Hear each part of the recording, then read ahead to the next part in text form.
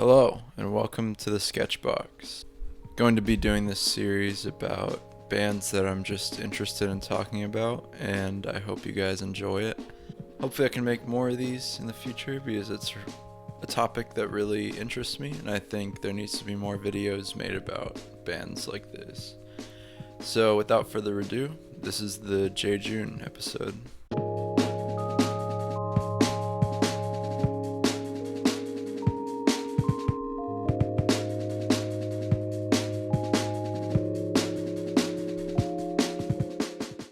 Jejune is a band that was formed in 1996 in Boston, Massachusetts. I came across one of their songs a few years ago on SoundCloud, and I found myself coming back to their discography every once in a while. I started finding some live videos of them on YouTube, and I was really captivated by their sound and dynamics. Also, just look how happy that drummer is.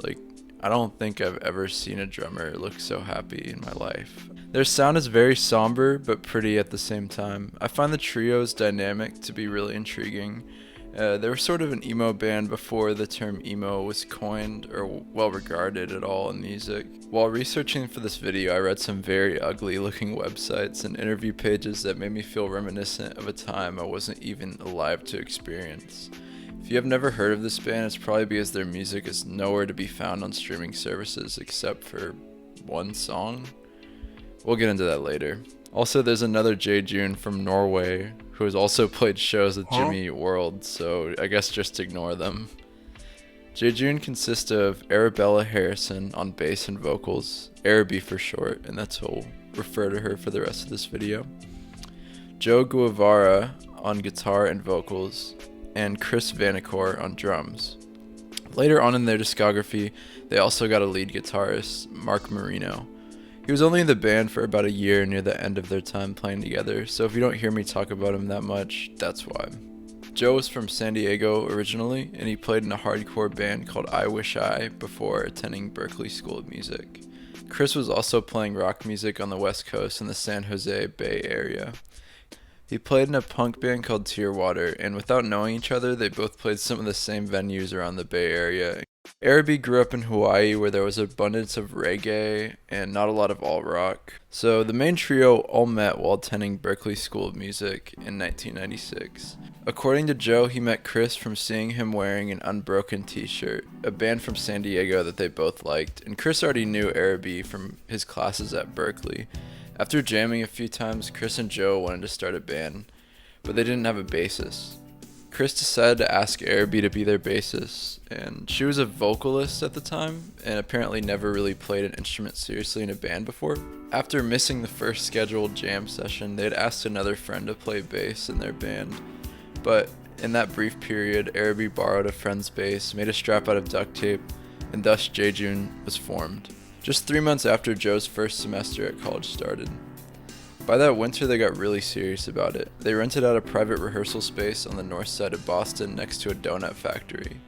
This is a bit further away from them, and Chris described it as being a tough commute during the blizzard of '96. But they would all bundle up in this room that smelled like apple fritters and be really excited to play music together. Their drummer Chris was working at a comic store with a man named Rama Mayo. He had coincidentally just started a record label called Big Wheel Recreation, so Chris gave him a tape containing some demos. He immediately wanted to release their music and get them their first show with a few touring bands named The Promise Ring and Garden Variety. After that gig, the two touring bands said that Jejune was awesome, and they asked him to come along for the rest of the tour. While writing their first songs, Araby was conveniently interning at Blue Jay Studios, a well-renowned recording studio in the area. She was able to get the band overnight access to record some songs, and Araby did the vast majority of mixing and production on the tracks. Those first recordings turned out to be junk, titled by Araby in regards to her opinions on the quality of production. It was a rushed recording process with only 3 sessions in the span of 6 days, and the band was very stressed because of this. It was released in early 1997, but I'm not sure exactly when. This was supposed to be a basis for an album, but the label decided to release the demo tape. Joe decided to drop out of Berklee sometime in 1997, and he moved in with his parents in San Diego. He went to a Jimmy Eat World concert wearing a Jejune shirt, and apparently there were only about 8 people there. Jimmy came up to Joe and said he liked his shirt, to which Joe replied, "Oh nice, I'm in that band." The members of Jimmy Eat World crashed in Joe's room that night, and then they all went diving at the cliffs the next day, basically hitting it off. This resulted in the Jejune and Jimmy Eat World split EP, also released in 1997, which features two of my favorite Jejune tracks, That's Why She Hates Me and Early Stars. Jimmy Eat World hadn't yet become super popular, but regardless, this was a great opportunity for the band to get more recognition, and it strengthened their friendship with Jimmy Eat World. This would help them further down the line when their van broke down touring in Utah. They were stuck staying at a strange father and son auto shop, but were soon rescued by Jimmy Eat World, who drove out of their way on tour to bring them back to San Diego. After the split 7-inch, Joe had convinced his bandmates to move to San Diego with him after they finished school to continue playing together.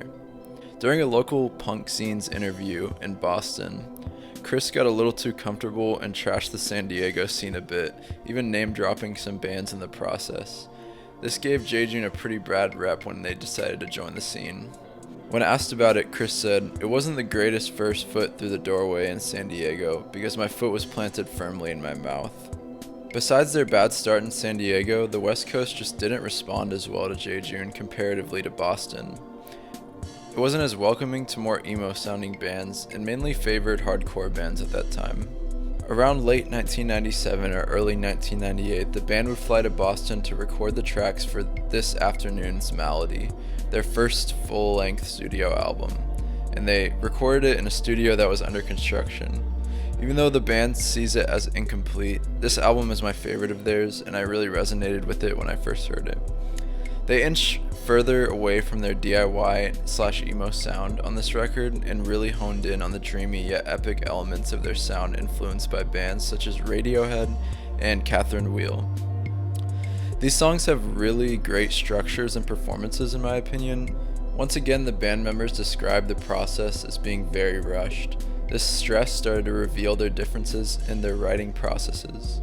Ideas for songs were diverging and clashing. This led to members occasionally recording stuff separately, which Chris says in retrospect resulted in some great ideas being expressed that wouldn't have if the others were adding their 2 cents at the time. They eventually finished what they could with the provided time and got something that they were decently happy with. Following the release of this album, the band faced mixed reviews on their new sound.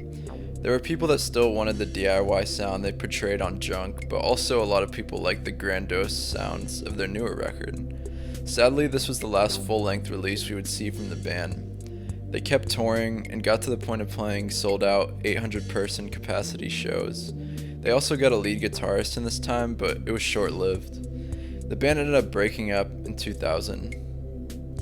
After the band's breakup, their label released a compilation on September 5th, 2000 of some of the band's last recordings, fittingly titled R.I.P. This is the last we would ever hear from the beloved 90s band.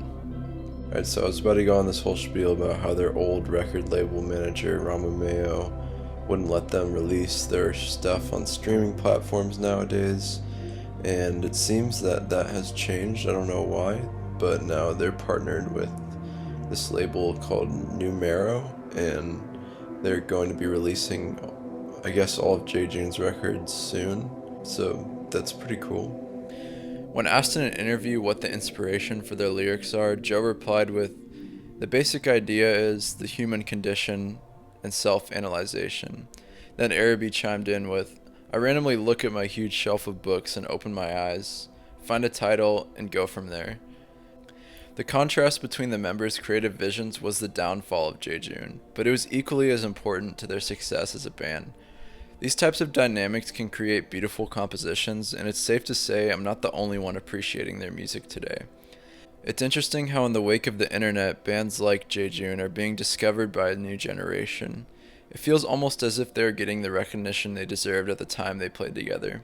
I hope to make more of these videos documenting similar bands, so please like and subscribe.